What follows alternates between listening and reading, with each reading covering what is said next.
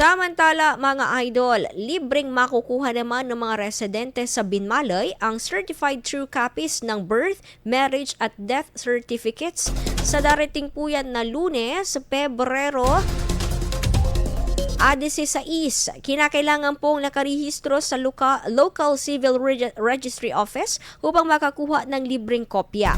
Sa loob ng isang araw lamang isasagawa ang libreng serbisyo mula alas 8 ng umaga hanggang alas 5 ng hapon sa Civil Registry Office.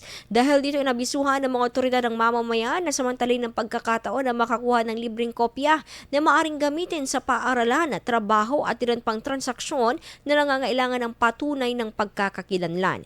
Alinsunod ang aktibidad sa pagdiriwang ng National Civil Registration Month sa ilalim po ng Proclamation No. 682 na layong paigtingin ang kahalagahan ng pagpaparehistro tulad ng kapanganakan.